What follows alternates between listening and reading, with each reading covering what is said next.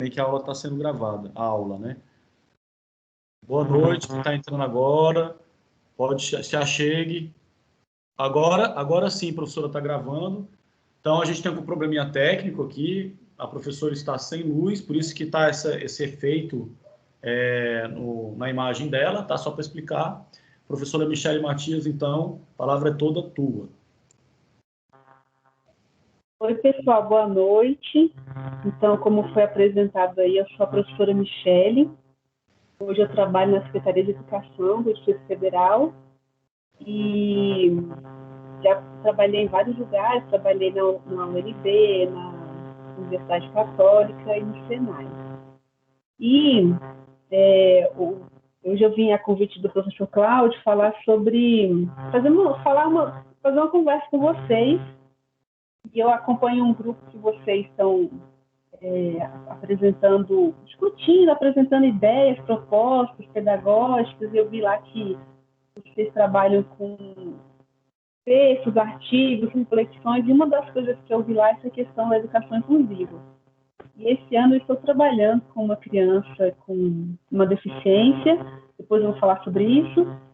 E aí o Cláudio também falou sobre a brinquedoteca, né? E aí eu pensei, será que essa brinquedoteca, as pessoas que estão pensando essa ideia, se recebessem uma criança com uma necessidade especial, estariam preparadas? Aí que eu pensei em falar nessa questão de experiências, contar algumas experiências que eu tive com educação inclusiva e crianças com necessidades especiais, né? E eu preparei um slide. Será que eu consigo apresentar? Eu vou tentar. Posso tentar? Vai ser a primeira vez que eu vou fazer. Ixi, acabou aqui.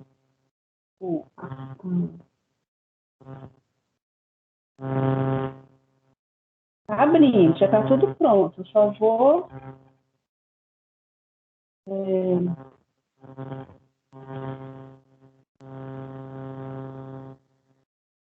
vai ter que fazer de qualquer forma, né? E aí, como é que faz?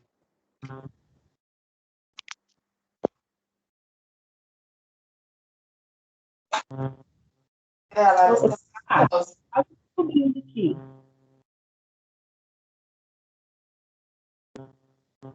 E eu entendi aqui, eu acho que a minha internet não tá boa para mostrar. Ele não abre, está demorando. Será que é a internet? Deve ser, né? Bom. Charan, o seu som. Professora Michele, tem feito assim, compartilhando com a setinha para cima, que tem do lado do sair, aí tem como fazer o compartilhamento da área de trabalho, é assim que você está fazendo? É isso, né, que tem que fazer? É só colocar, tem uma setinha assim para cima, indicando para cima, do lado do sair, né, da tela, aí quando você clica, tem compartilhar área de trabalho.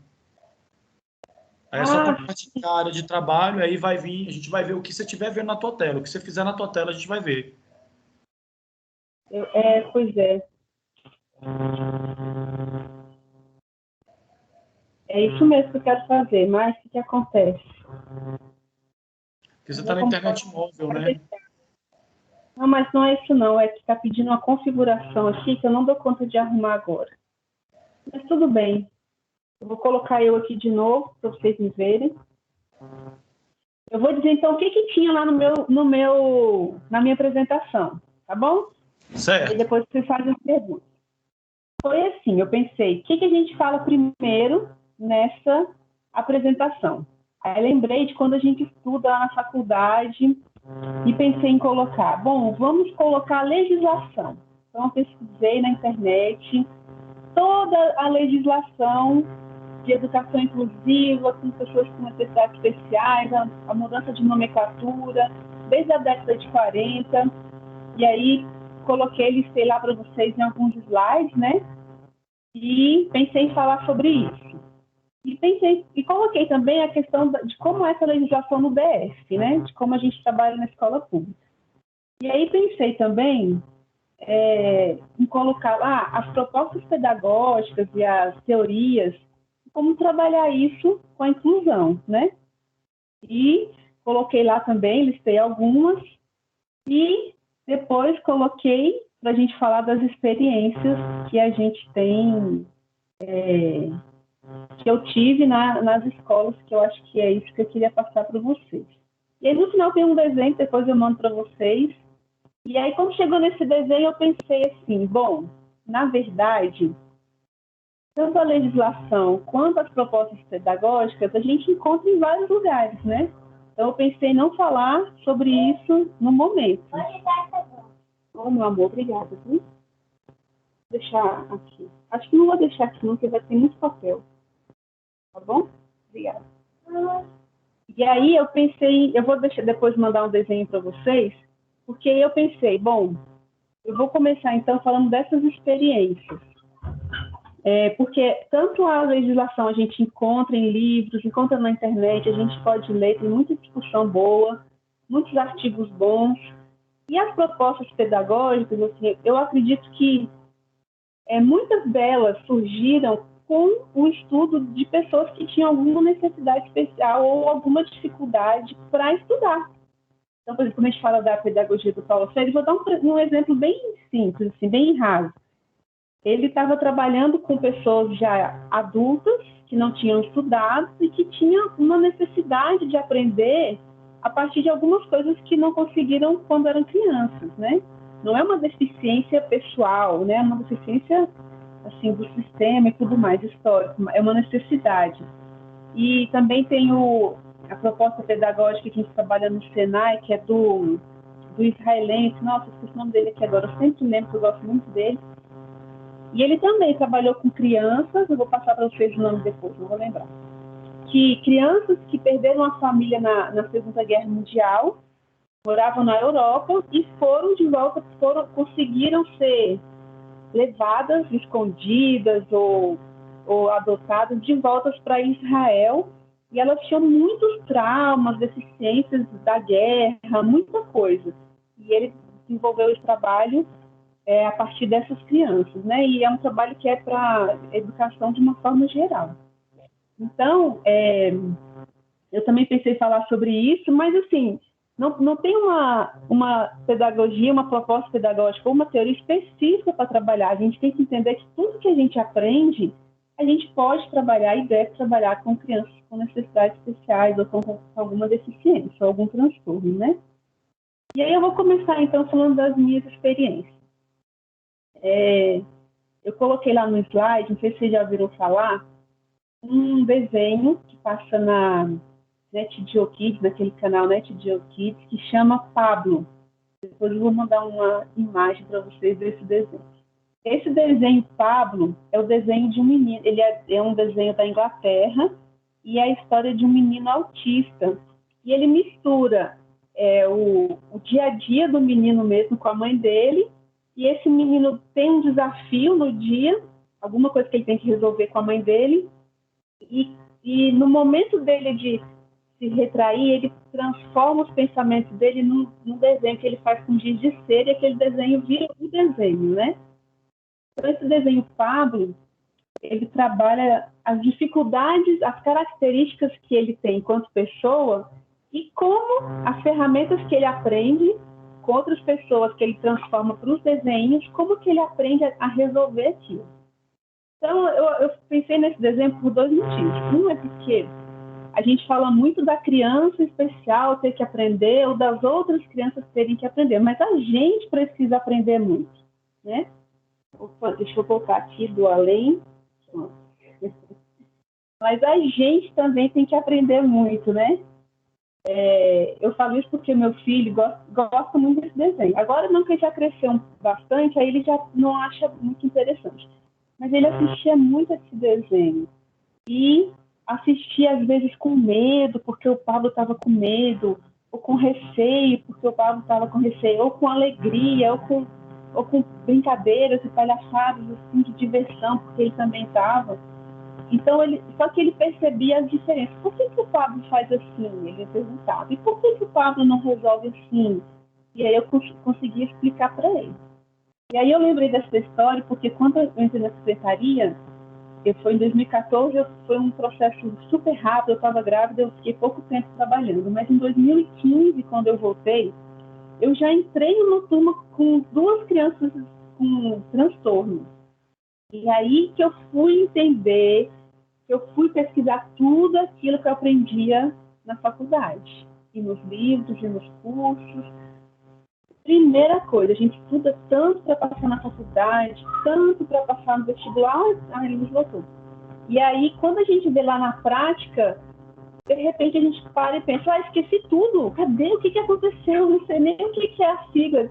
Eles falaram assim para mim, olha, você vai ter uma criança TOD e uma criança DEPAC. Aí eu, que isso, né? Falei, como assim, o que é? Mas tudo bem, vamos lá.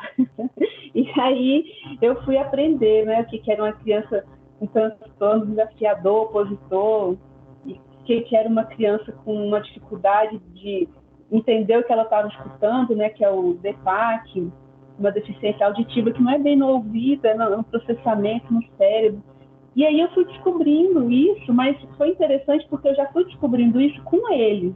Então, tudo que meus colegas me falavam, olha, você pode fazer assim, assim, assado. Eu às vezes já tinha passado por uma situação que eu tive que resolver com eles. Por exemplo, essa criança que tinha um transtorno desafiador opositor, foi uma situação muito difícil, porque ela realmente era muito inteligente. Eu não vou falar das características aqui dos transtornos, porque acho que não cabe agora, né? Alguém está aguardando. Eu admito, é isso? Apareceu, foi para mim, para você? Eu admito. Aí, a primeira coisa que ele fez, porque eu substituí uma professora, ele fez no lugar de uma outra professora que ele gostava muito. A primeira coisa que ele fez, um abaixo-assinado para me tirar da sala. Ele tinha 10 anos. Olha, queremos a outra professora.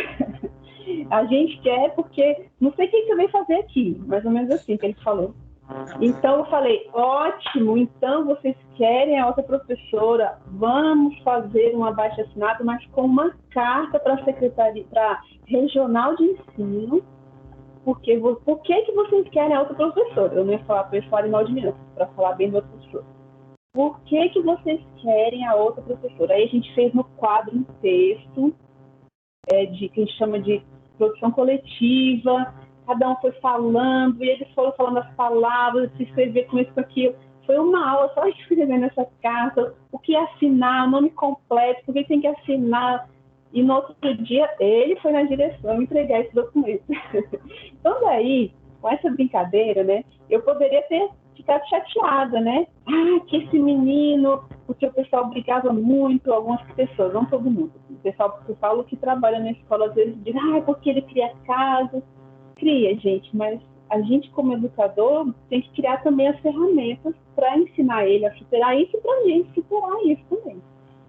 E aí, a gente, com essa brincadeira para eles foi muito sério, eu levei a sério, mas depois virou uma brincadeira. Com essa questão da carta, eu consegui aproximar dele. Foi uma aproximação de, como é que fala, amor e ódio, porque quando ele não estava bem, ele não estava bem. Então, quando eu também não estava bem, eu não estava bem. Às vezes ele falava uma coisa e eu respondia a mesma coisa. Mas, assim, a gente chegou ao final do ano bem e feliz. E não só isso. Ele conseguiu entender que ele tinha o lugar dele. Eu não trabalhei sozinho, porque quando vocês forem ver a legislação, existe uma proposta de que a criança tenha um apoio não só do professor, mas de salas, apoio especializado, outras pessoas na escola. Se tudo continuar bem, a legislação não for mudada tanto, né, que já estão querendo mudar tanto, tirando tantas coisas que foram conquistadas, tem outras pessoas na escola que a gente chama de equipe de apoio à aprendizagem. Então, essas pessoas também me davam um suporte, nem sempre eu conseguia resolver tudo. Então, a gente conseguiu chegar bem até o final do ano, junto com esse outro aluno, que era o que a gente chamava de DEPAC. Ele tinha ele tem uma dificuldade de associar o que ele escuta entender. Então, você tem que ter uma série de tecnologias, de tentar olhar para ele, explicar para ele. E, sem querer, eu descobri que ele tinha muita dificuldade para escrever. Qualquer coisa. Copiar do quadro, qualquer coisa. E aí, o que eu fiz? Eu gosto muito de jogos e brincadeiras. Eu levei um sudoku para a sala. Porque eu queria que eles fizessem no desenho quadrados, trabalhar geometria e tudo mais, quarto ano e tudo mais. Ele se descobriu nessa brincadeira, sudoku com números. Então, ele fazia as outras coisas porque queria que eu desse para ele um sudoku, porque ele resolvia qualquer um. Ele não conseguia, até aquele momento ele não conseguia ler e escrever direito, e ele deu pequenos passos, porque a gente conseguiu, não sozinha, né, isso não foi uma ideia só minha, a gente conseguiu chamar a atenção dele para uma coisa que ele gostava e transformar isso numa atividade da aula. Então, para ele ficou interessante, ficou divertido e ele quis aprender, né?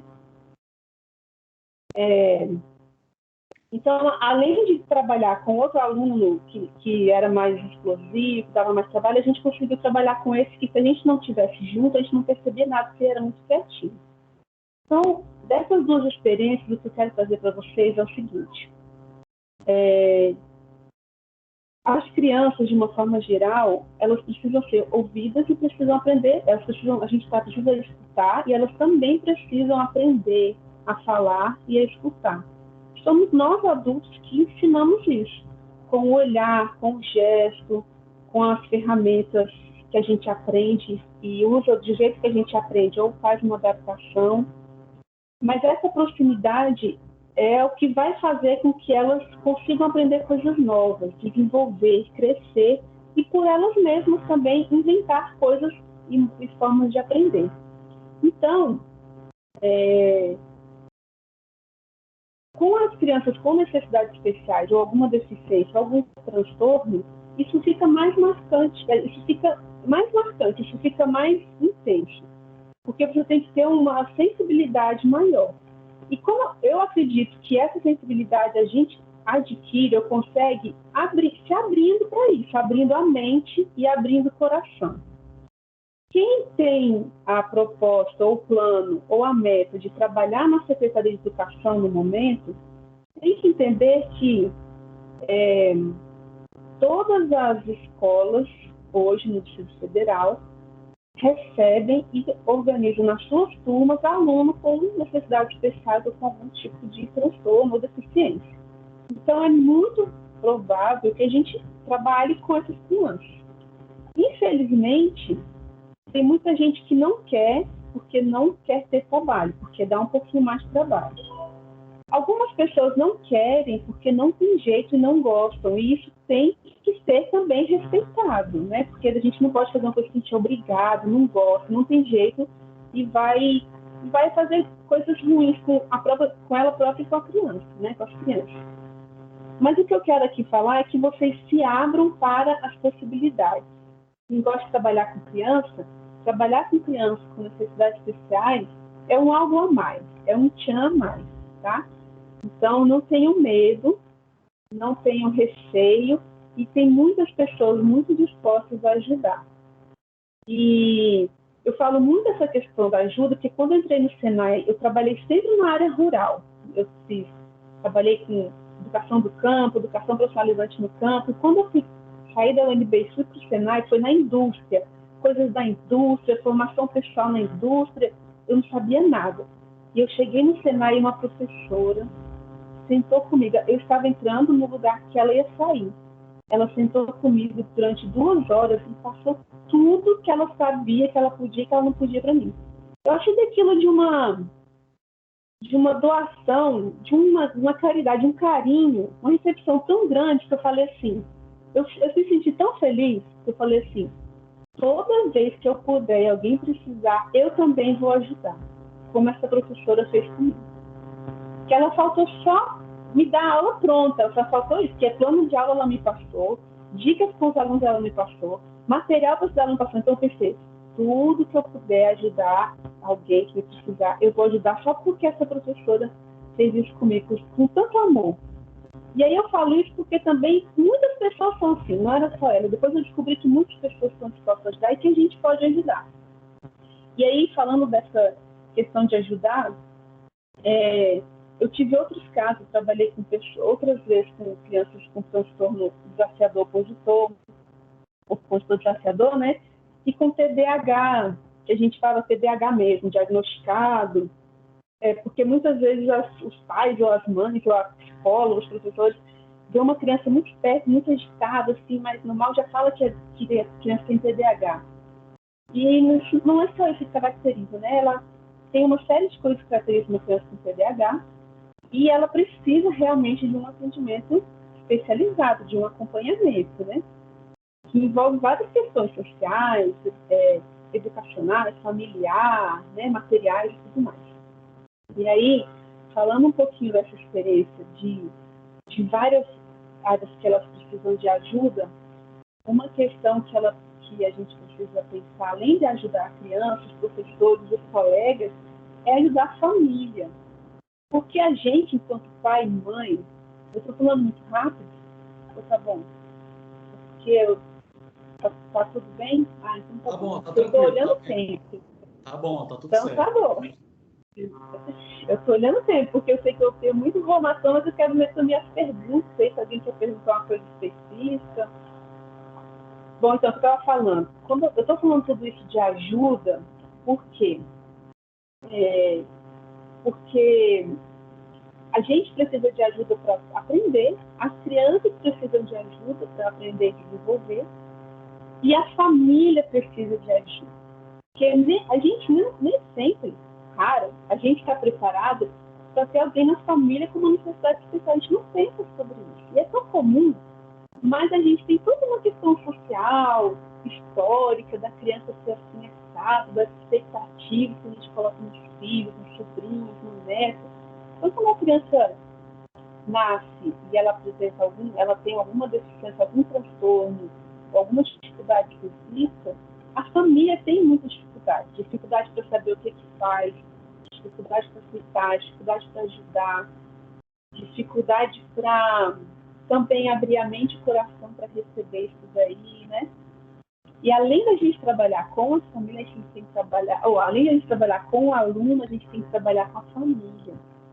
E aí também que eu digo que tem que ser também com muita atenção, com muito carinho, sabendo escutar e sabendo também orientar. Às vezes com muito carinho, mas também com muita firmeza, às vezes com muita observação, né?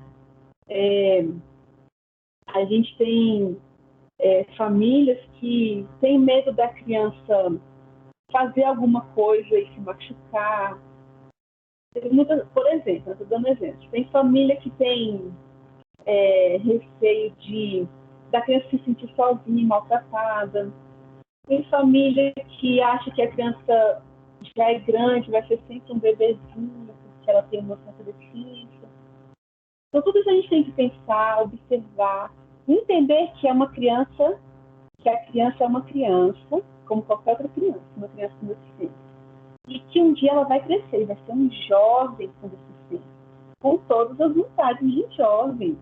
E que um dia ela vai ser um adulto com deficiência, um transtorno, uma necessidade, com todos os desejos e vontades de um adulto. E muitas vezes a gente, professor, não está preparado, a família não está preparada para entender isso. Então a gente tem que pensar que a família... E por que eu estou falando da família? Porque a família ela pode ajudar muito ou pode atrapalhar. A interferência, a relação da família com a educação da criança é total, né? A criança é o que a família é e ela vai levando isso para frente. E na escola, justamente com as crianças que têm necessidades especiais, a família também está ali, né? Se a criança ela é excluída, ela é maltratada, ela vai ser uma criança que não vai conseguir interagir. Normalmente, é uma criança que não consegue interagir na escola. A gente tem casos de crianças que ela mesma fala, não, eu sou mal, eu sou ruim, eu sou não sei o quê, eu vou tocar o terror, porque todo mundo fala isso. É assusta, a gente fala, como, né? Ninguém fala isso aqui, mas não é lá na escola, é em outros lugares. Ou então, porque a minha filha não pode fazer isso porque ela é um bebê de 10 anos. Pode até não falar direito, gente, mas não é um bebê. Ela sabe andar, sabe se relacionar, sabe brincar.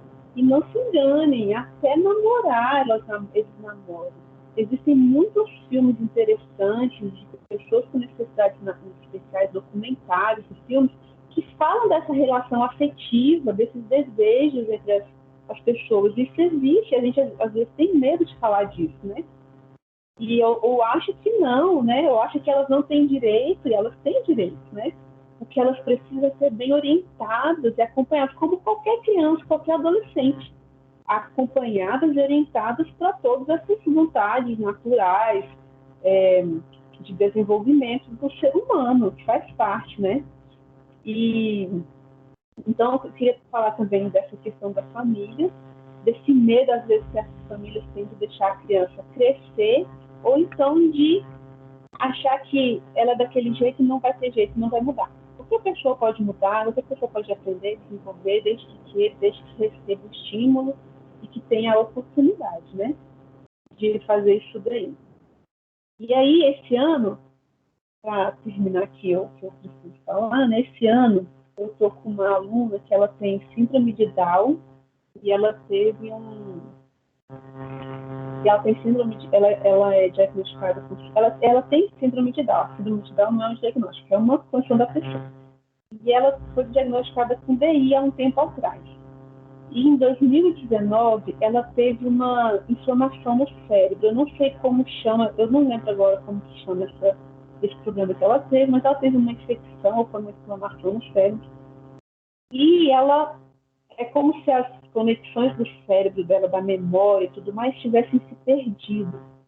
Então, ela regrediu em idade fisiológica e mental muito, como se ela tivesse virado um bebê de novo mesmo. Então, ela voltou a fazer as necessidades dela com fralda, parou de falar, não reconheceu as pessoas. E aí, depois de um ano agora, num processo de tratamento, é que ela ela de novo, mas ela ainda, a memória dela pro cognitivo ainda está caminhando, né? E aí, a gente fez um trabalho com ela, até o Cláudio participou. O meu trabalho com ela é porque a gente está na aula virtual, a gente está na aula à distância, e a criança com necessidade especial muitas vezes precisa do contato, do físico, do olhar, do material concreto. Na verdade, todas as crianças precisam, em algum momento da sua vida, dessa questão do concreto, do contato, do olhar, da fala, para aprender várias coisas. E a criança com alguma necessidade especial, com alguma dificuldade ou com algum transtorno, muitas vezes ela precisa por um tempo maior disso, desse estímulo. Então, ela é uma criança que precisa ainda muito desse estímulo. Está muito difícil a aula online com ela, porque como que eu vou fazer isso, né? Então, a gente está lá preparando material para entregar para ela, só que a gente tem a dificuldade da família não conseguir fazer esse acompanhamento, não ter uma rotina, que é uma coisa que a gente vai tentar trabalhar, de usar essas coisas, de apresentar uma rotina para a criança. Mas isso é uma coisa que é com o tempo, lá na escola a gente vai resolver. Mas o que eu quero falar com essa criança, porque o Cláudio fez uma observação muito interessante. A gente fez um trabalho com ela, e é uma coisa que eu quero, duas coisas, na verdade, que eu queria falar com vocês. A primeira é que toda criança precisa de um tempo para entender as coisas, para assimilar o raciocínio, construir o raciocínio, como a gente estuda nas teorias, nos estudos, nas experiências.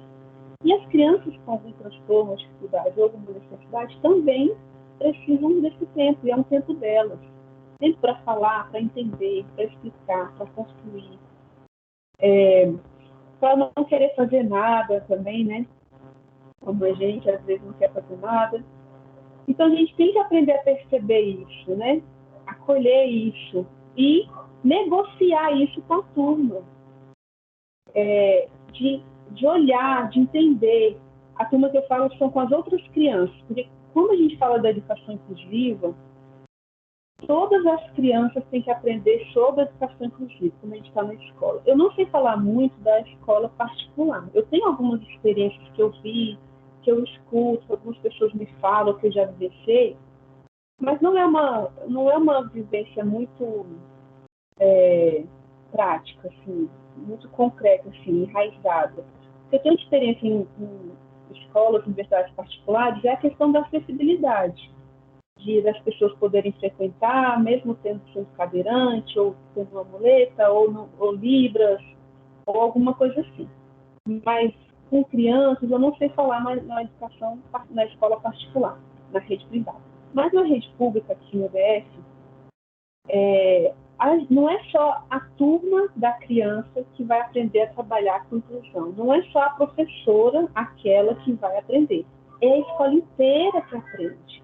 No começo do ano já tem uma ideia, olha, somos todos iguais, tem aqui crianças que têm umas necessidades, olha, vamos falar necessidades, dificuldades, deficiências, de uma forma sincera e bonita, e não pejorativa, e não maldosa, e nem botar defeito por conta disso. Então, tudo isso é negociado com as crianças. Então, hoje, as crianças da nossa escola, a gente tem 5 classes especiais, mas todos esses alunos de classes especiais convivem com os alunos de todas as outras turmas, conversam, brincam, jogam bola, educação física e tudo mais junto. E tem a aula deles. Então, quando eu apresentei a Rebeca na nossa turma, essa aluna na nossa turma, os alunos, eles não precisaram, eles entenderam que ela tinha uma dificuldade, ela tinha uma diferença, mas eles não a julgaram, eles não fizeram uma cara, porque isso já passou, né?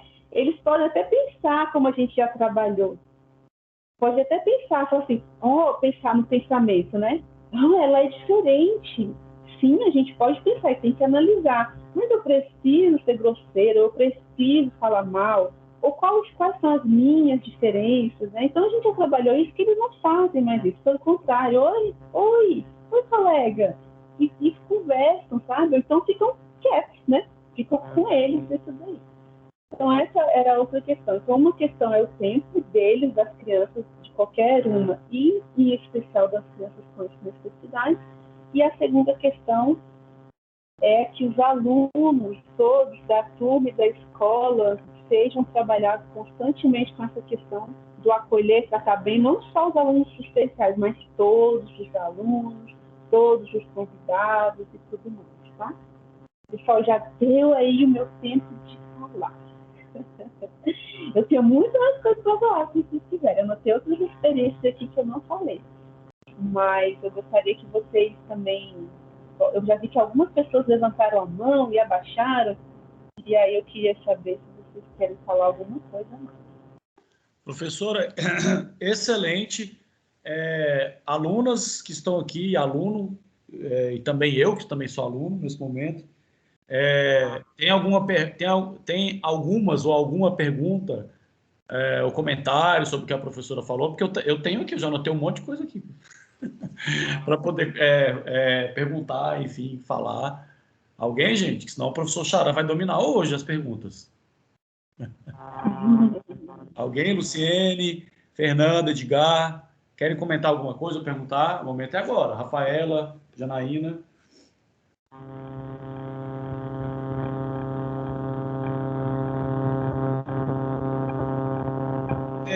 Não? Ninguém, gente? Vai ser eu mesmo, professor. Eu vou perguntar, então. Já que ninguém levantou a mãozinha, eu posso perguntar, então? Posso começar? Professor, assim, como você lida com as crianças com necessidades especiais? Eu pensei sobre tantas coisas, eu fui refletindo aqui com as teorias todas, com a minha prática também, não com alunos com necessidades especiais, mas com o diálogo que eu tenho com alguns professores, né, que lidam com esses alunos. Na sua concepção, assim, até para a gente aqui que está aqui na pedagogia, os alunos, assim, eu até notei essa pergunta: o que é preciso saber? O que é preciso para sabermos lidar com essas crianças, né? Com as crianças do ponto de vista profissional, pedagógico, humano, teórico. Na sua concepção, assim, o que é preciso essas alunas que estão aqui, se escolherem essa trajetória, né, de trabalhar com educação especial, com educação inclusiva, o que elas precisam saber, assim, na tua concepção? Olha, para trabalhar especificamente, assim, olha, eu quero trabalhar com esse eixo de educação inclusiva, educação, ensino especial, educação especial. Eu acredito que uma coisa que é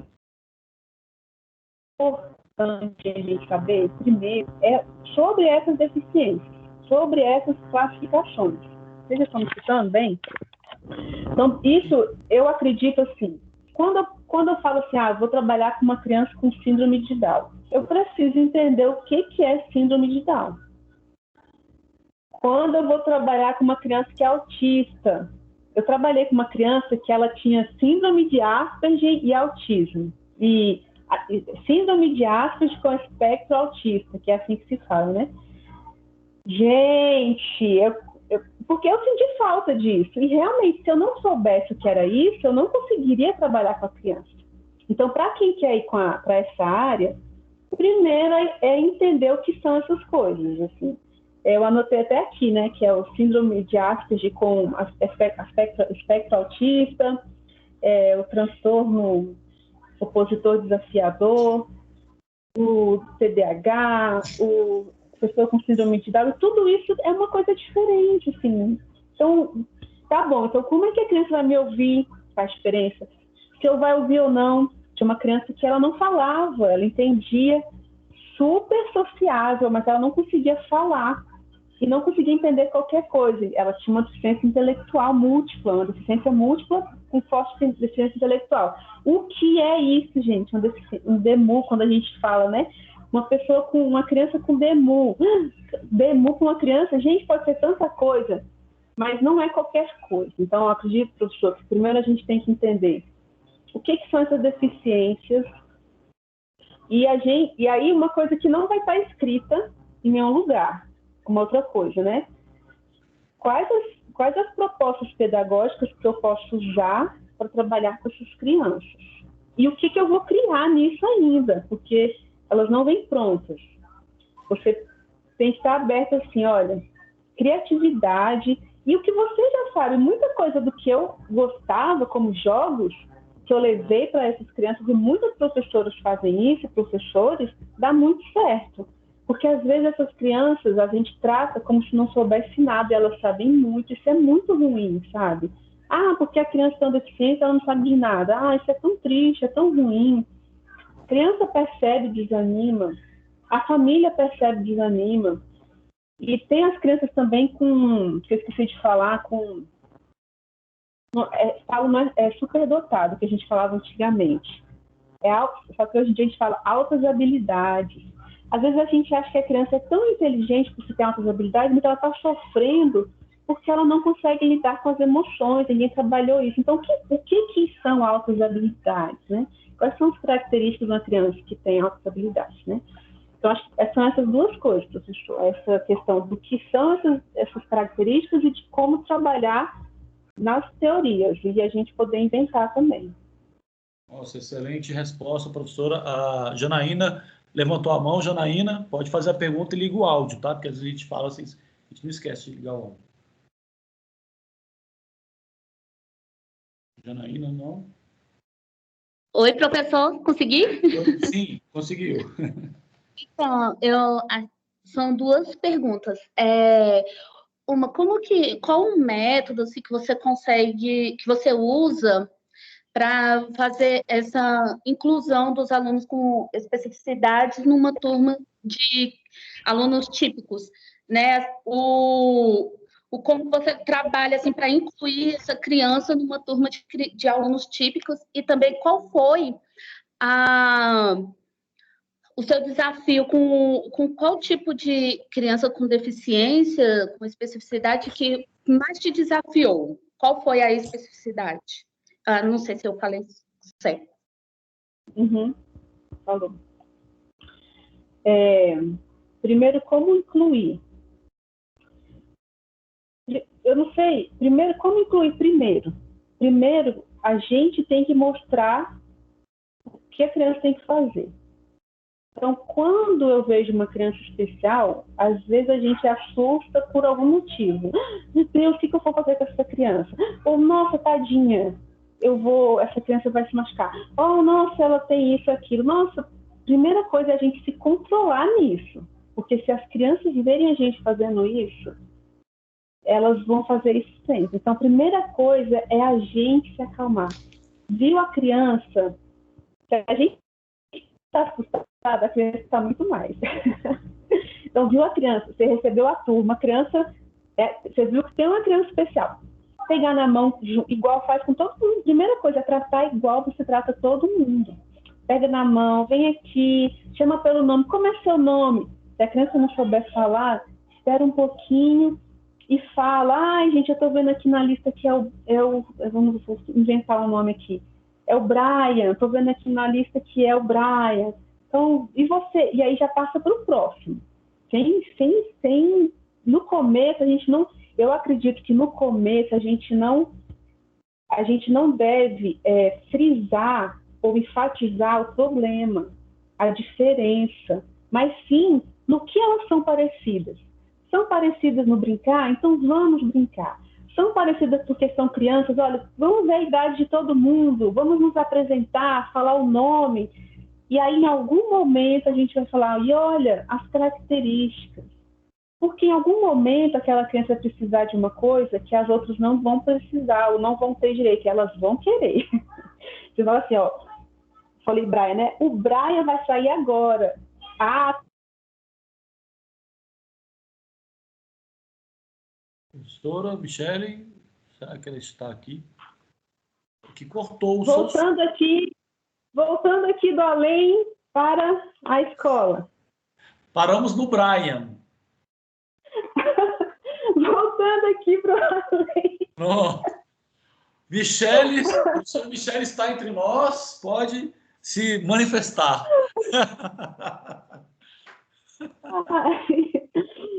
Então vamos lá. Uma hora o Brian vai precisar sair mais cedo. Uma hora o Brian cansou porque ele tem uma deficiência ou um transtorno que ele não aguenta mais ficar na sala. Ele vai quebrar a sala, ele vai se quebrar, ele vai se desesperar, ele vai ter que brincar com a outra turma no parquinho. As crianças, porque eu vou querer também. Então, no começo, a gente tem que trabalhar primeiro as semelhanças, é a minha sugestão, viu? Sueli, Celine, né? Fabiana, né? Janaína, desculpa, Janaína.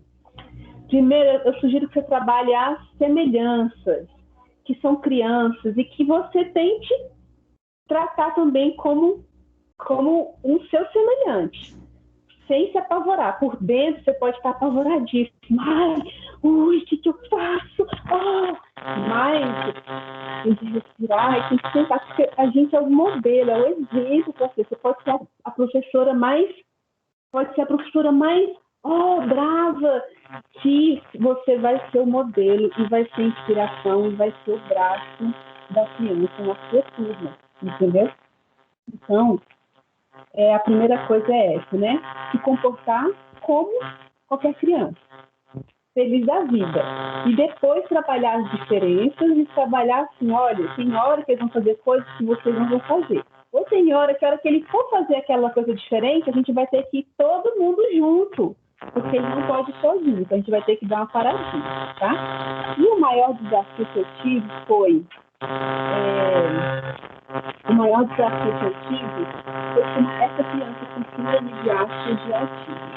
Não pela dificuldade da deficiência, porque a Asperger de autismo é assim, a criança ela aprende. Eu acho que é um som que tá ligado. Está tendo interferência, não tá? Vocês estão escutando isso também? Eu estou escutando o Zoom. Estou escutando. Vou desligar um negócio. Foi o meu celular que está esquentando, o meu tablet que está esquentando. Eu vou ver se melhora aqui, calma aí. Melhorou agora, né? Melhorou, né, gente? Quando ela falou agora, eu não escutei mais, não. Melhorou, professor? Melhorou, professor. Desculpa interromper. Desculpa aí, então. Por quê? Porque ele é uma criança muito inteligente. Só que ele, por conta do próprio Asperger, ele tinha dificuldade de controlar os impulsos mesmo, assim. Quero correr na sala. Ele tinha que sair para correr em algum lugar, porque ele ia correr na sala. Ia tocar na feira. Então, assim, ele terminava a atividade dele. Eu trabalhei com ele no terceiro ano. quando ele estava doutorando, ele já sabia tudo o que ele sabe, de matemática, português. Então, o que eu levava para ele estudar? Ciências, National Geographic, outras coisas, assim, de inglês, espanhol, já coreano. Uma vez eu instalei porque ele já sabia as coisas de inglês, começou japonês e queria saber um pouco de coreano. O menino, ele tinha 7, 8, 9 anos. Então, ainda está chiando bastante. Você está com algum celular, algum aparelho eletrônico do lado do seu notebook? calma aí. Porque eu acho que pode estar dando interferência assim. Acho que se tiver algum celular perto do notebook, pode estar dando Melhorou um pouco? Agora melhorou totalmente. Totalmente. Então, aí se a criança... Aí tô falando dele, né? Então, ele já sabia muita coisa. Só que, ao mesmo tempo, quando ele não conseguia fazer alguma coisa, desse controle pessoal, de poder cuidar das coisas, de poder ficar sentado, ou então alguém falou alguma coisa dele. Ah, você, fulano, é isso. E ele achasse que não era verdade, ele ia lá e batia. Tava com raiva, ele ia lá e pá, metia o braço. E ele era grandão. Pá, metia o braço. E aí eu acudia, esse aluno eu tinha uma ajuda de um monitor. A gente acudia, mas já tinha acontecido o problema. Só que ele sabia que ele tinha errado. E aí ele se desesperava. E o que ele fazia quando estava desesperado? Ele queria se bater no chão. E ele se jogava para bater a cabeça no chão, na parede ou em uma mesa. Até hoje eu me emociono quando eu falo. Por quê? É triste, assim, é desesperador. Você tem que ter uma... Por isso que eu falo, quando o professor perguntou o que faz, primeiro é entender. Porque nessa hora você tem que tomar uma atitude de ir lá, abraçar com carinho, segurar, acalmar de um jeito que ele não te machuque nem machuque outras crianças. Não é o caso, por exemplo, de eu fazer isso com uma criança grande com síndrome de Down, porque ela tem muita força. Aí, no caso, eu teria que fazer diferente, era tirar os alunos de perto e chamar ajuda. Criança com síndrome de Down, quando ela perde o controle por algum motivo, ela tem muita força. Pra você segurar uma criança, não vai conseguir. Então, esse caso dele foi muito desafiador, porque, sim, eu sou maior que ele. Não, hoje não, ele deve estar maior que eu. Mas eu consegui segurar, abraçar, e ele chorava e queria continuar. Eu não consigo. E chorava e eu não conseguia se controlar para não bater, né? E eu falava, você consegue. Eu tava tremendo, igual eu tô agora. Só de lembrar, eu tremi. Você consegue, sim, acalma. E abraçava ele de costa, né? Porque eu não podia ficar de frente, porque ele ia me acertar. Ele estava muito nervoso. E aí eu tive que tirar ele da sala, porque os outros alunos ficaram muito assustados, e aí chamei alguém para ficar na sala. Então, isso é um exemplo. Mas isso ensinou tanto as crianças a se comportar, porque depois a gente tem que conversar sobre isso com as crianças que estão na sala, conversa com ele, para voltar ao ritmo normal de sala. Então, acho que esse foi o meu maior desafio, esse aluno. Até hoje a gente acaba conversando com a família e tudo mais, ok? Certo. Tem mais professor, tem o professor Cláudio, tem a Janaína de novo, e tem o professor Cláudio, seu áudio que não tá. Tem a Yasmin também, que quer comentar alguma coisa, fazer uma pergunta. Professor Cláudio, seu microfone aqui, não sei se você quer falar, mas seu microfone está. Alô, voltou? Voltou. Eu vou deixar a Yasmin falar primeiro, depois eu falo. Tá, tem a Janaína e a Yasmin. Tá, eu falo depois. Ah, então o professor Cláudio em terceiro lugar, na filinha. Janaína. Boa noite. Boa noite, Yasmin. Eu queria saber assim, caso eu tiver um aluno diferente, né, com um probleminha na minha sala, eu vou passar a mesma atividade para ele, vai ser a mesma atividade para ele e para os outros, ou eu vou ter que pensar numa atividade diferente, né, numa forma diferente de fazer, ou é a mesma? Assim, um exemplo, né? Essa é a minha dúvida. Normalmente, são as duas possibilidades, Yasmin, porque vai ter aluno que você vai passar a mesma atividade e vai explicar para ele fazer de uma forma diferente. Vai ter aluno que não vai dar conta de fazer nem aquela atividade, você vai ter que fazer outra. Porque, assim, a gente tem diferentes turmas quando a gente está na escola. A gente tem a turma de classe especial, que você tem no máximo 3 alunos, você vai preparar atividades específicas para aqueles alunos, 1, 2 ou 3 alunos. Então, aí o material é bem específico. Agora, quando você está numa turma, que hoje a gente chama, né, ou turma reduzida, ou de integração inversa, a proposta é que você use aquilo que você está trabalhando com esses alunos, com esse aluno que tem uma necessidade, mas nem sempre ele vai dar conta de fazer do jeitinho que a turma vai fazer ou fazer aquela atividade. Aí você vai ter sempre que ter planejado alguma coisa para ele. De qualquer forma, se você for usar a mesma atividade, vai ter que ter planejado de uma forma diferente para ele, adaptada, que a gente fala, né? Ou orientada para ele. E se for a mesma atividade, ela tem que estar planejada e orientada para ele. E se for outra atividade, porque aquela que você vai fazer naquele momento não cabe, não diz a ele, aí você também vai ter que ter outro. Então, vai depender muito do conteúdo, da atividade, do seu planejamento, das características do aluno. Isso é, depois que você conhecer a criança, é que você vai pensar como vai fazer isso daí. Não tem uma... Todas as duas que você falou são boas possibilidades e não tem uma agora, assim, para você pensar. Já pense nas duas, se você quiser trabalhar, porque elas vão ser muito úteis. É isso. Janaína, quer falar alguma coisa? Depois o professor Cláudio. Sim, enquanto você estava dando a explicação do meu questionamento, você falou especial, né? É correto usar esse, não sei se fala termo, ou é pessoa com deficiência? Olha, essa questão do termo muda tanto. A legislação fala de tantas formas. Se você for pegar as declarações, o decreto, a lei, o que a gente fala hoje na escola, eu não vou falar de lei, porque eu não sei te dizer na verdade, viu, Janaína? Assim, o que é certo ou não. O que a gente fala você pode falar deficiência? Pode, porque muitos problemas que essas crianças têm são caracterizados como deficiência múltipla, deficiência intelectual. Então, você pode falar como deficiência.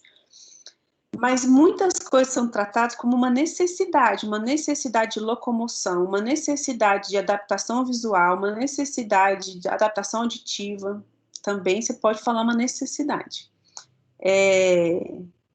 Uma dificuldade, não tem uma questão certa, assim, o certo, na verdade, certo, que a gente trabalha, é você não depreciar a pessoa por conta daquela deficiência, por conta daquela necessidade, por conta daquele defeito, que tem defeito na orelha, defeito no nariz, defeito no cabelo, a criança não tem cabelo. Isso é tão amplo, objetivo e subjetivo ao mesmo tempo, que até a cor da nossa pele vira uma deficiência, vira uma questão séria, assim. Eu tive um aluno de segundo ano, de 8 anos, né? Um aluno estava pintando boneco, ou pessoas. Aí uma menina de 8 anos chega perto de mim chorando. Professora. Aí que aconteceu alguma coisa, né? O que foi? O fulano disse que eu sou uma pretinha feia. Aí como assim, né? Ela realmente... Pra você ter ideia, hoje em dia eu não sei mais se eu falo negro, preto, porque surgiu uma discussão que eu não entendi muito bem de onde foi. E aí eu fico, até isso, eu fico assim, como é que eu falo? Porque aí, quem falou isso? Porque ela era negra mesmo, do cabelo assim, todo arrumadinho, bem, a mãe arrumava aquele cabelo mais top mesmo, bem característica. Aí foi o fulano que me chamou assim eu vou falar fulano porque eu não quero falar o nome das crianças, né? Foi o fulano que me chamou. Aí, quando eu olhei o fulano, era igualzinho, a cor da pele, igualzinha dela, né? Aí eu fiquei assustada, né? Falei, fulano, vem cá. Você chamou ela de pretinha feia, do cabelo ruim. Por quê? Porque ela é pretinha feia. Eu falei, mas me dá seu braço. Põe o braço. Põe o braço de vocês um do lado do outro. Como que é a sua cor? A sua cor é igual ou diferente da dela? É diferente, a minha é mais bonita. Quem é mais negro? Ela. Falou desse jeito. Eu falei assim, Isso virou um defeito para ele. Isso para ele era um defeito. Eu falei, como assim? Ai, muito feio, professor. Eu assustei, eu falei, ele tá falando mal dele mesmo. Será que ele tá percebendo isso? Aí ele não sabia como que... Ele estava achando ótima a explanação dele. Ele estava certo, convicto. Aí eu falei assim... Porque eu não... Como é que eu ia falar isso, né? Depois eu falei que estava errado, não nessa hora. Eu falei assim, então... Você vai lá nos lápis de cor, vai procurar um lápis da sua cor, vai pôr no seu braço, e vai procurar um lápis da cor dela, testando no braço dela. Depois vocês vão voltar aqui que a gente vai conversar. Aí ele voltou, professora, é o mesmo lápis. Eu falei, então, ela falou, é a mesma cor. Falou, e você fez uma coisa boa, então? Não, professora, eu não fiz. Então eu quero que vocês peçam desculpa. Aí se fizeram as pazes, pediu desculpa. Naquela hora eu não consegui trabalhar outras coisas com a turma, mas depois... Eu fui na loja, na papelaria, porque eu descobri que a briga era as cores dos lápis, que todo mundo queria cor de pele, mas só existia uma cor de pele. Aí eu fui na papelaria, comprei tudo quanto foi tom de marrom, bege e rosa que eu achei, e achei também uma caixa de lápis de cor de pele, que tinha 12 cores, tudo assim, marrom, vários tons, mostrei para os alunos. Tá vendo esses... Devia ter uns 20 lápis, tá vendo esses lápis aqui? Tudo isso é cor de pele. Quando vocês forem fazer uma cor de pele no desenho, vocês vão pegar o lápis, vão colocar aqui e vão ver qual que é a sua cor de pele. E aí eles acalmaram até com os lápis. Então, olha só, a nomenclatura, qualquer coisa que você falar que for de uma forma ruim, pode virar uma coisa ruim, pode depreciar. Então, o negócio é que você seja claro. A criança tem que saber que ela tem uma deficiência, que ela tem uma necessidade e que ela vai viver com isso e pode viver muito feliz. Os pais também têm que aprender a ouvir isso. Olha, a sua criança tem uma deficiência auditiva, ela precisa de ajuda. Porque muitas vezes os pais não querem ouvir. Ai, minha criança... Não, minha criança não. Então, a nomenclatura, ser claro, objetivo e sem falar pejorativamente, é que eu acredito que é importante. Tá bom? É isso. Obrigado, professora. Professor Cláudio, agora. Muito obrigada, professora. Valeu! Belíssimo aí, belíssimo comentário. É muito delicado essa coisa das cores, né, dos tons de pele. Muito delicado mesmo. Mas então, Michele, obrigado pela presença aí, tá bom? E boa noite a todos aí, tá muito bom, estou gostando muito. Estou aqui, não estou nem querendo fazer pergunta, porque eu estou escutando, estou prestando tanta atenção que eu não estou nem... Tenho perguntas, mas eu vou fazer uma delas aqui. Você falou, Michele, a respeito do aprender a escutar. Tem até um autor, né, um cara muito bom, um educador muito bom, acho que ele é de São Paulo, que é o Severino Antônio. Ele fala sobre essa necessidade de escutar a criança. E eu queria que você, se você, né, puder falar um pouquinho sobre que isso é muito delicado, né? O que é escutar? Parece que é simples, viu, pedagogos e pedagogas? Parece que é algo simples escutar a criança. Mas o que é esse escutar? Como é que eu faço isso, Michele? Pois é, realmente. Não é completo. Parece que é simples. Escute a criança. Escutar, olha, eu vou falar que não sou só eu que falo isso, não. Na verdade, tem muitas pessoas na área da educação e na área de desenvolvimento de emoções, né, como o Augusto Cury, o Paulo Vieira e outras pessoas nessa área de gestão das emoções, gestão de pessoas e pessoas da educação, que a gente, para escutar, a gente tem que dar atenção. Como é que a gente dá atenção? A gente tem que olhar no olho da criança, entender aquele choro. Às vezes a gente fala assim, essa criança não para de chorar, que coisa. Não, gente, aquele choro na sala tem um motivo. A gente, às vezes, é o motivo. E a gente pode escutar nos momentos de alegria também. A gente não é só as crianças reclamando, não. Olha, não tá bom, então alguma coisa está acontecendo. A aula tá chata, então alguma coisa está acontecendo. A criança chegou muito suja. O escutar é ver o físico, ouvir e sentir o emocional, Se a criança é muito chorona, alguma coisa tem. Se a criança é muito grosseira, alguma coisa ela quer dizer. Ela está aprendendo ainda. A criança que eu falo aqui é de 6 a 10 anos, né? Que é quem eu tenho trabalhado. Não tem uma coisa que é sem motivo algum, né? A criança está grosseira, a gente tem que controlar, mas a gente tem que ouvir e saber perguntar. Então, uma coisa que é ver, o que eu acho que é escutar. O que é escutar mesmo a criança? Olhar mesmo, olho no olho, ver os detalhes. Às vezes a criança chega com uma flor no cabelo e vai te mostrar. Professora, olha que lindo o meu cabelo. Isso ela já está querendo dizer, se você for investigar, que naquele dia a mãe dela conseguiu ficar com ela, conseguiu arrumar o cabelo, e aquilo para ela é muito importante. E aí você para 5 minutinhos, 2 minutinhos e escuta um pouquinho. A criança às vezes chega com uma pedrinha para você, uma pedrinha colorida. Obrigado, de onde é essa pedrinha? Aí ela conta uma historinha de 2 minutos. Não, elas não contam 2 minutos, elas querem contar uma historinha de 1 hora.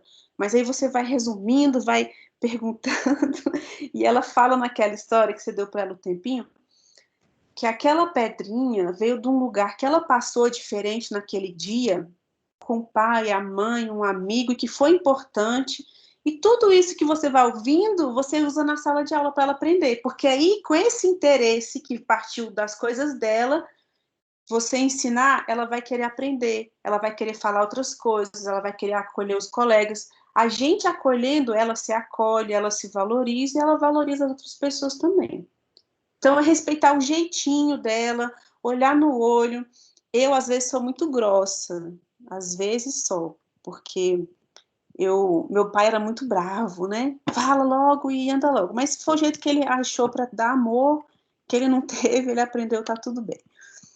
Mas às vezes eu sou muito bruta, porque eu trabalhei muito pouco com criança. Tem umas eu, meu jeito também, eu não sei ser tia, assim, eu não sei. Eu quero aprender um dia, que eu acho lindo. Mas às vezes eu sou grossa, às vezes eu falo umas coisas muito na lata. E as crianças não gostam, e elas choram. Eu vou desistir? Não. Eu vou lá, peço desculpa.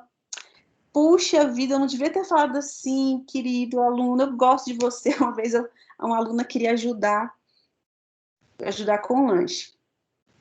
E ela estava muito agitada naquele dia, ela era agitada mesmo. Muito agitada porque queria ajudar com o lanche. Só que ela vivia se arrastando no chão. Ela não se contentava só com correr, ela ia deslizando assim no chão, põe a mão e ia se arrastando.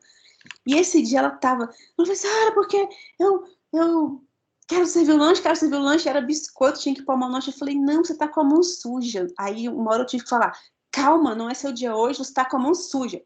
Essa menina sentou e chorou. Aí deu lanche, todo mundo foi pro recreio, eu fui lá. Minha linda, por que você tá chorando? Ah, porque você falou que eu sou suja.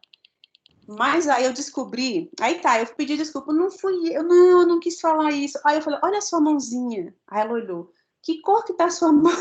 Ela, nossa, professora, tá imunda. Não tinha mais ninguém na sala. Nossa, professora, minha mão tá imunda. Ela não tinha visto a mão dela, né? Ela parou de chorar, né? Eu falei assim, por que você tá falando que você é imunda? Ai, professora, me desculpa, é porque a vizinha anda me arrumando, brigando comigo. Aí eu descobri que a vizinha lá, porque ela é muito danadinha, assim, muito espoleta, assim, ela sobe, pendura, quebra as coisas, né? E a vizinha lá vive falando mal dela.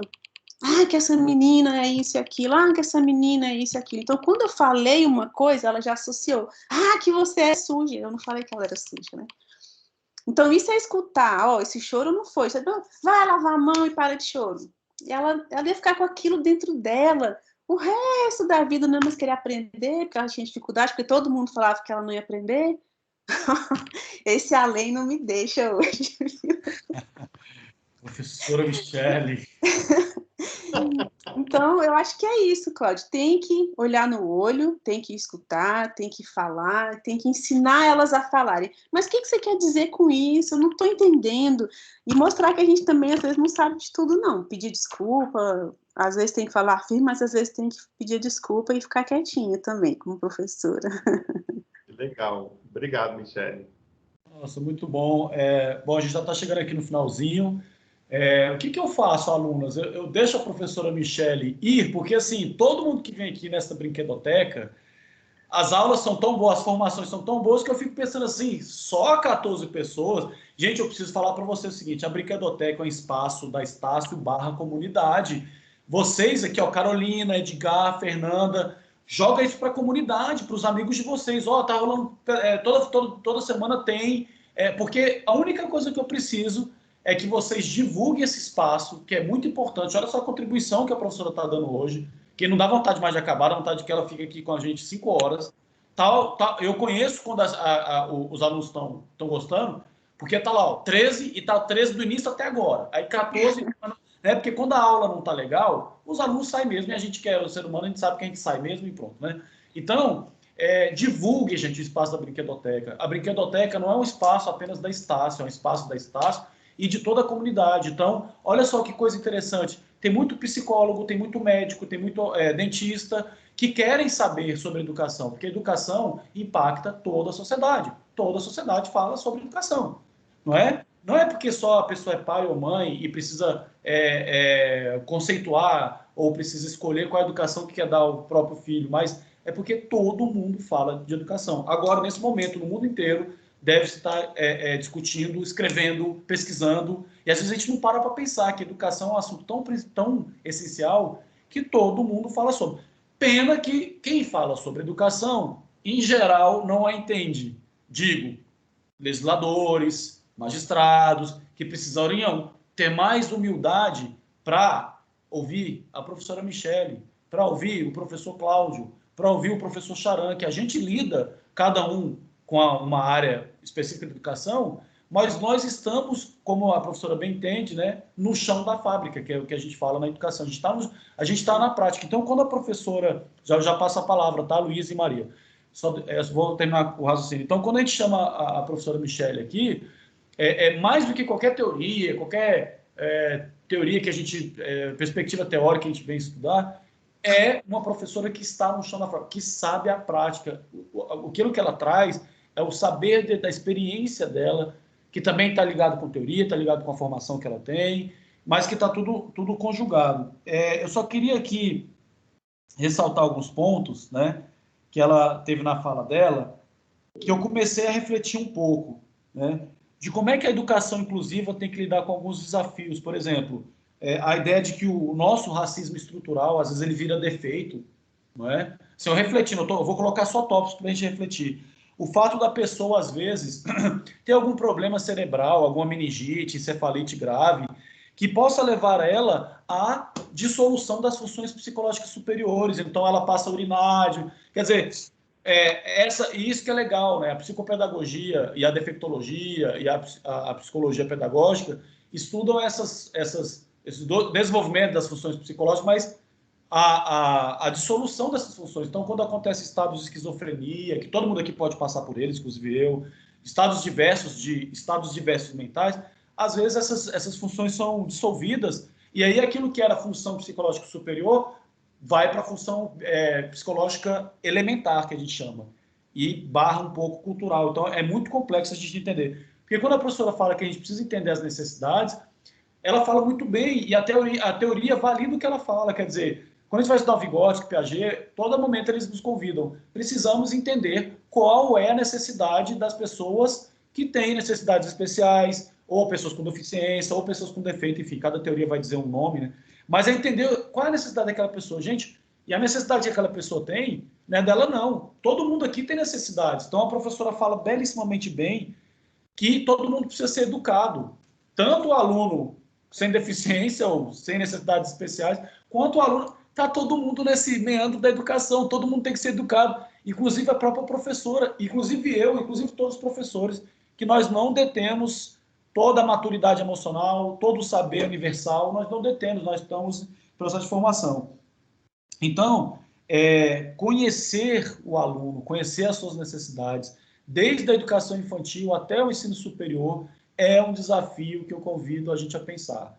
Como a gente vai, no momento que a gente está, sobretudo na pandemia, como a gente pode conhecer as necessidades que os nossos alunos nos apresentam, tá? Então, só queria agradecer à professora, Mas antes de fechar a nossa reunião, eu gostaria, então, de passar a palavra para Maria do Carmo e depois para a Lu, querida Lu, né? Prestando atenção em tudo que eu estou falando de vamos divulgar a Brinquedoteca, vamos divulgar o link para a população, não vamos ficar só na faculdade, não. Vamos abrir. Isso aqui é uma extensão, gente, atividade de extensão da universidade, para a gente abrir, não é? Geralmente tem dado 25 pessoas, hoje deu um pouquinho menos. Eu falei, vamos abrir mais. Tragam a família de vocês, eu sei que muitas vezes a família de vocês já estão aí, né? Mas tragam pessoas que estão interessadas, tá? Para esse espaço, tá bom? Maria do Carmo, para fechar, né? Maria do Carmo, depois a Luísa e a gente fecha, tá bom? Porque o tempo já está passando. Vamos lá, só não esqueça de abrir o áudio, tá? Boa noite, professora Michele. É um prazer estar aqui na sua aula hoje, viu? Então, deixa eu te perguntar aqui. O que me deixou um pouco curiosa é o fato de que esses alunos que têm que são especiais, eles têm dificuldade de aprender ou eles aprendem normal, como qualquer outro aluno? Isso realmente é uma curiosidade, né? Então, o que é interessante, o que é certo é que eles aprendem. Agora, cada um vai aprender no seu tempo. Então, alguma coisa eles vão aprender.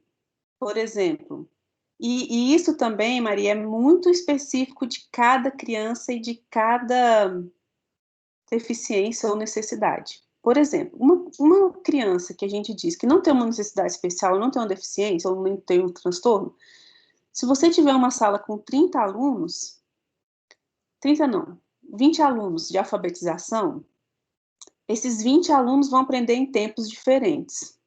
Mas a diferença é tão pequena, ou é tão simples, que a gente acaba padronizando. A gente padroniza. Hoje, a legislação diz que, aqui no DF, no Currículo em Movimento, a gente tem 3 anos para alfabetizar a criança, que é o primeiro ano, o segundo ano e o terceiro ano. Então, o que a teoria fala é que entre os 6, 7, 8 anos, a criança vai estar aprendendo. Umas vão aprender com 6 anos a ler e escrever, outras com 7, outras com 8. E é normal, né? Tem pai e mãe que falam, meu filho que está no terceiro ano sabe ler. Calma, ele ainda está em tempo de aprender a ler, escrever e aprende, realmente. Então, mesmo a criança não tendo necessidade, ela vai ter um momento diferente de aprendizagem. A gente é que quer padronizar, a gente que quer pôr todo mundo no quadradinho. E as crianças com necessidade especial, com alguma deficiência, com algum transtorno, alguma coisa ela vai aprender. Mas sim, o tempo vai ser outro, ou vai ser mais rápido, como uma criança que tem um autismo. Tem crianças que têm autismo que aprendem muito mais rápido. Tem crianças com síndrome de Asperger também, mas tem crianças que não. Tem crianças com autismo que vão aprender muito mais devagar. Tem crianças com Down, pessoas que têm síndrome de Down, que são médicas, estão na faculdade, estão... E tem pessoas que não vão, que têm síndrome de Down, que mal vão aprender a falar, né? Então, é muito específico da criança, da necessidade, das oportunidades que ela tem, tá? É isso, Maria. Ok, vamos agora para a pergunta da Lu, e depois a gente vai para a pergunta da Janaína para fechar, tá bom? Vamos lá, Lu. Boa noite, professores. Consegui chegar agora por causa da outra live. Eu queria saber se o comportamento que você tinha dito com a criança, professor, ela influi diretamente nas características dela como adulto. Por exemplo, de você ter respondido ela rapidamente, vamos dizer assim, entre aspas, pode inferir ou não. Sim, interfere. Olha, isso é muito da característica da pessoa, porque assim, a criança, quando ela é criança, assim, a gente diz, né, até os 6, 7 anos, ela está construindo, tem gente que fala assim, a criança só aprende depois dos 5, 6 anos. Não, desde bebezinho, até os 6, 7 anos, ela está aprendendo os valores, as relações sociais, éticas e morais, e está construindo ali o seu caráter, está construindo ali a sua personalidade. Ela já tem muita coisa que a gente fala que é A herança genética, sim, o comportamento também está lá na genética.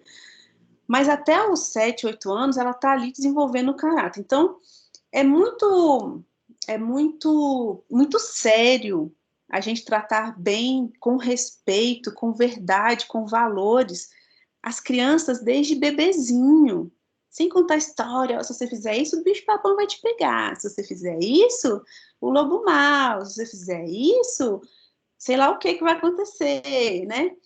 Falar a verdade, se você fizer isso, você vai ficar sem o dedinho. Se você fizer isso, olha, mamãe tá triste mesmo, mamãe tá chorando.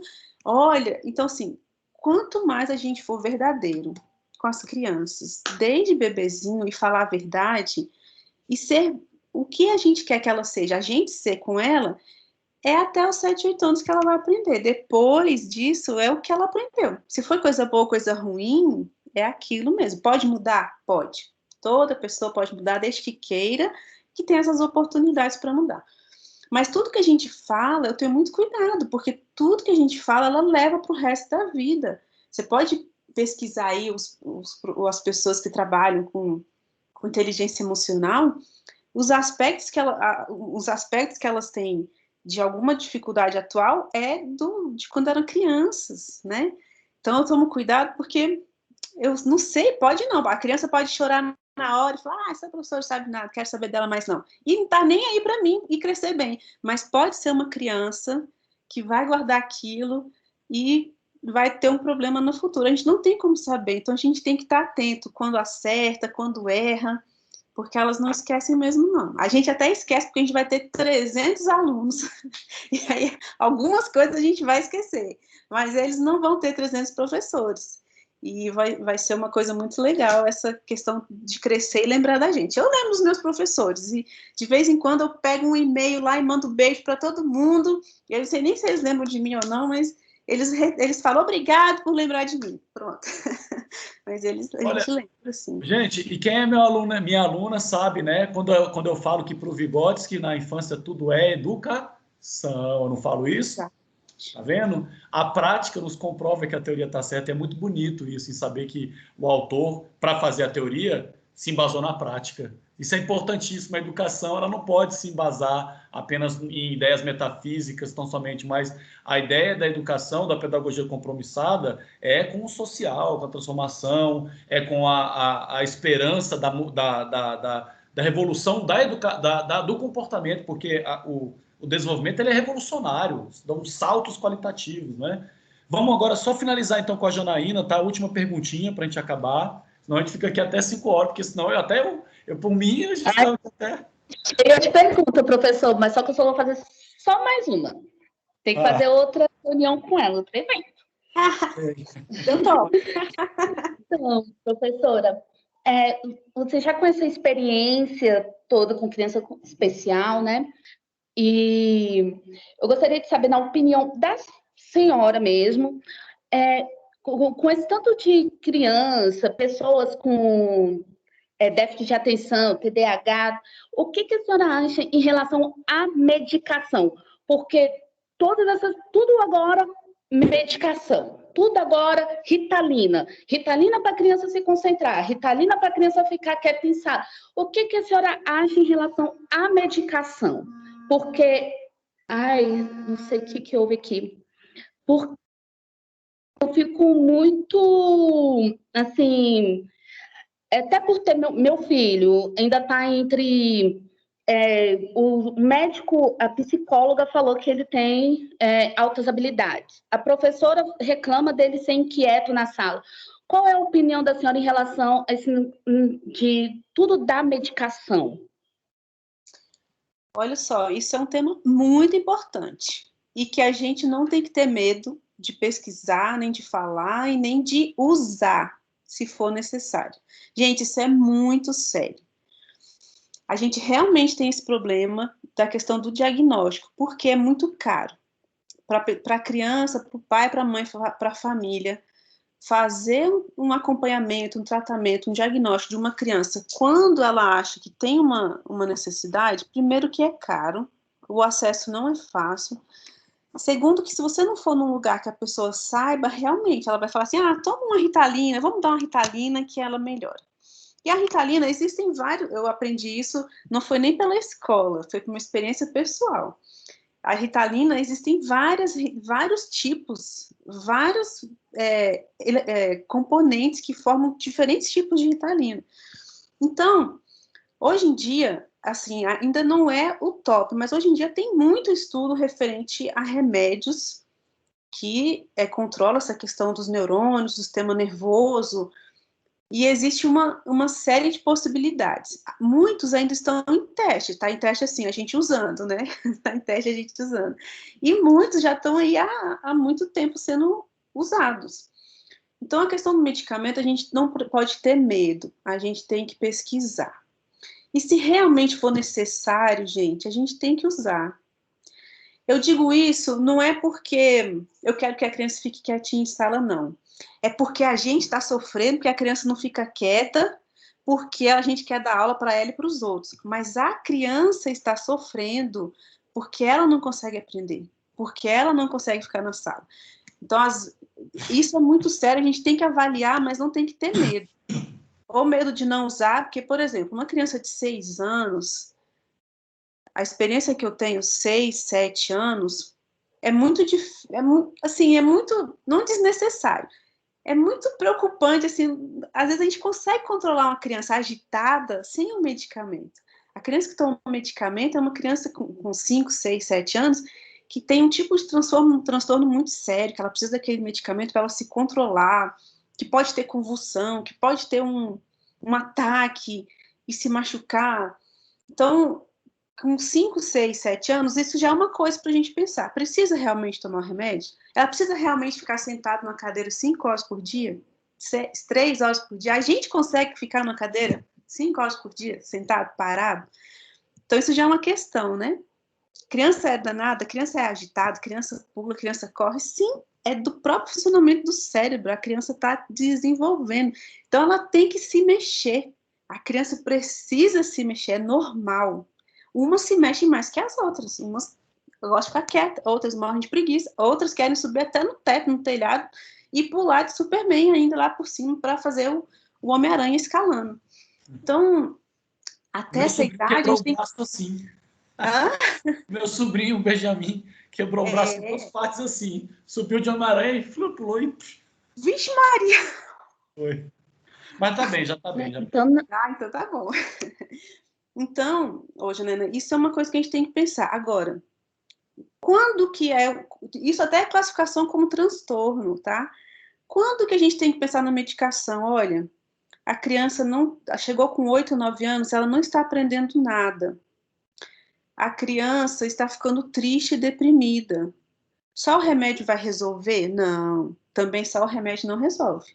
Tem que ter um trabalho com o professor. Se for tomar um remédio, é interessante que tenha um tratamento de terapia com alguém, seja psicólogo, psicopedagogo, porque ele tem que entender por que ele está tomando aquele remédio, e com 7, 8, 9 anos, 7 eu não sei, mas com 8, 9 anos, a criança já consegue entender o que ela precisa fazer para potencializar o uso daquele remédio.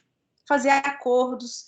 A gente também... a primeira coisa que eu ia falar, primeiro, para a gente conseguir cuidar dos nossos filhos e das crianças e dos outros com necessidades especiais, primeiro a gente tem que cuidar da gente. A gente está bem enquanto pessoa, a gente está bem para aceitar, a gente está feliz de trabalhar com uma pessoa com necessidade, a gente está feliz de ter um filho com necessidade especial, com algum transtorno. Primeiro a gente tem que estar bem com a gente mesmo. A gente está bem com os nossos outros 500 problemas que a gente tem, ou desafios, não vou dizer problema, mas a gente está bem com os nossos desafios. Ai, agora eu estou bem. Deixa eu pensar aqui então no meu filho. Deixa eu pensar aqui então no meu aluno. Porque se a gente não estiver bem, você não vai conseguir decidir se dá ou não remédio, você não vai conseguir dizer para o pai que o pai, se tem criança que tem que tomar remédio, o pai não dá e a criança sofre, fica 3 anos no mesmo ano, e vira aquela bola de neve, porque tudo isso tem que ser avaliado. E você fala, e você tem que estar bem para falar, pai, senta aqui, vamos conversar. Olha só, aí você vai contar, mas você tem que estar bem. Se você não estiver bem, vão sentar os dois, pai, senta aqui, os dois vão, ai meu Deus, eu não aguento mais. E você, ai meu Deus, eu também não aguento mais. Então, a primeira coisa que eu digo, Janaína, esteja bem com você mesmo. Depois, para tomar o remédio ou não, avalie vários pontos. Se a criança, a gente fala isso para os pais, se a criança tem que tomar o remédio ou não, avalie vários pontos. Se naquele momento da vida dela, ela precisar tomar o remédio, vamos ver da melhor forma possível qual o melhor remédio que ela pode tomar e tome. Porque depois que passar essa fase, essa oportunidade, não volta mais. E as pessoas têm muito perdas no futuro porque não tratou no começo, quando era criança, tá? Essa é a minha opinião. Não sou médica, viu? E outra coisa, eu conheço muito de educação especial, trabalho muito, mas olha, não sou ainda especialista, tá? Mas um dia, quem sabe, eu vou ser. Mas muito obrigada, gostei. Tá bom. Nada. Gente, muito obrigado, então. Eu quero agradecer também ao professor Cláudio, que fez o convite. Foi muito legal, né, gente? Quem gostou da palestra, levante a mão aí. Né? Levanta a mão aí. Pode colocar a mãozinha aí, viu, gente? Para dar um up aqui. Então, professora, novamente, querer falar para a senhora que foi muito legal a palestra. A gente sempre aprende muito, eu aprendo muito. Eu gosto de escutar professores que estão no chão de fábrica, até para perceber, às vezes, a distância, a coerência ou a incoerência que existe entre as teorias pedagógicas e a prática educativa, porque há também essas tensões que a gente precisa renovar, precisa escrever mais, precisa repensar a teoria, precisa repensar, sobretudo, a nossa prática. Então, assim, agradeço demais o teu convite e agora convidado sempre, tá? Já que está em notícia aí, toda semana a gente faz, essa brinquedoteca está muito ativa, toda semana tem uma formação, então toda semana eu penso com o professor Cláudio, que a gente pensa junto esse projeto, né? Toda vez eu falo, professor Cláudio, agora essa pessoa, o que o senhor acha? E essa aqui, esse assunto aqui, a gente dialoga muito conjuntamente para pensar esse projeto nosso, que é nosso, tá? Esse projeto é nosso, tá bom? Acho que, mas novamente, gente, vocês aqui que estão na brinquedoteca, divulguem na próxima formação, tá? Que era também uma coisa que eu tinha esquecido para falar. E é isso, gente. Eu vou parar de fazer a gravação aqui, então tenham todas e todos uma boa noite. Vou dar só um recadinho, professor Charan, desculpa. Pode, claro. E assim, a última dica de hoje, que tem várias, mas a última dica de hoje é: querem fazer um bom trabalho com qualquer criança, com necessidades especiais ou não, com transtornos ou não, brinquem e cantem. Contem histórias, porque é o mundo da criança. É o nosso mundo, gente. A gente também é assim, é que a gente às vezes se perde na formalidade. Mas não tem coisa melhor para você acessar a criança do que brincar, cantar e... O que eu falei outra coisa que eu esqueci? Contar histórias. Então, contar histórias. Isso, contar histórias, brincar e cantar. Qualquer criança, a gente vai longe com as crianças e as crianças vão longe com a gente, tá bom? E eu falo isso com muitas experiências boas também, que inclusive vi lá no grupo que o professor Cláudio me colocou, que muitos de vocês estão lá. E própria também, experiência própria. É isso, então. Muito obrigado, professor. Então, eu vou parar de gravar aqui a aula. Foi uma verdadeira aula magna. A gente tem recebido aulas magnas aqui, né, professor Cláudio? São aulas, assim, excelentes. Obrigada, então, muito obrigada a todo mundo. A gente se encontra, então, em outro momento, tá bom?